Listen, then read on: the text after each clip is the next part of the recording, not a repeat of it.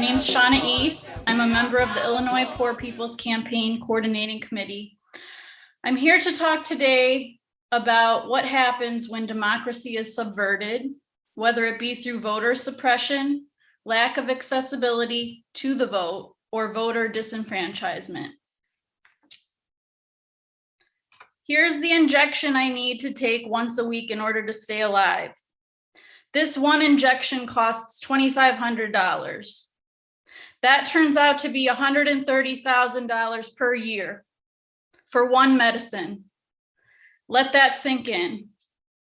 $130,000 per year for one medicine, not for rent or for mortgage, your electric bill, gas bill, groceries, none of that. Just one medicine. This little piece of plastic with a few drops of liquid in it.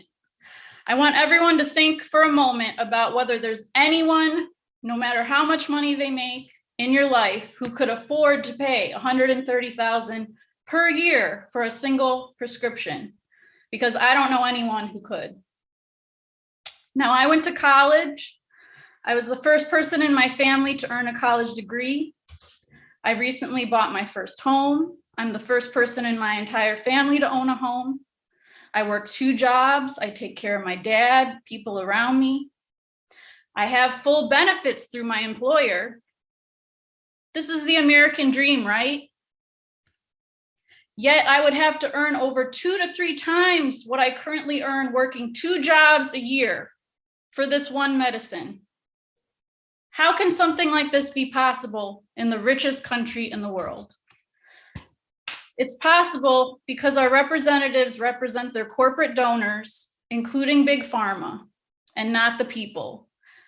They do this by making sure we can't organize, we can't rise up, and we can't vote. There has been immense public outcry for lower drug prices, no matter what someone's party is. But our lawmakers have allowed this market to go completely unchecked. And as a result, each month I have to contact the pharmaceutical company that manufactures the injection to beg them to add money to my coupon card so I can live. I have to rely on the good graces of the very corporation pouring their money into our electoral process, the corporation doing the price gouging to help me out for just one more month. And I don't think there is and please don't think there's one bad party and one good party on the issue of voting rights. I live in a blue state, Illinois, that has some of the most gerrymandered districts in the country.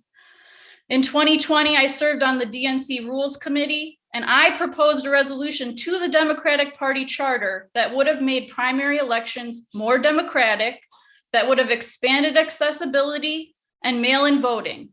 It was soundly defeated by Democrats with a vote of 147 noes to only 18 yes. This was a vote on expanding mail-in voting during a pandemic, mind you. Wow. Those in power will always twist the rules to benefit themselves unless we hold them, all of them, accountable. We need to pass voting rights now, the people's voting rights agenda, not the agenda of one party or another, because our lives literally depend on it. Thank you. We welcome you to the launch of the Mass Poor People's Low Wage Assembly and Moral March on Washington, D.C., June 18, 2022. And we need to do it with the biggest actions possible. Because we know the only scarcity is the moral will to do what's right. Veterans across this nation say enough is enough. My voice is just as valuable as anyone else's. We need the third Reconstruction. We have an immoral system run by immoral people. But together we fight. And we become an agent of change. We're rising up to demonstrate the compelling power that we, poor and low-income people, have to reconstruct society from the bottom up. It's time for a change! We are people of resilience.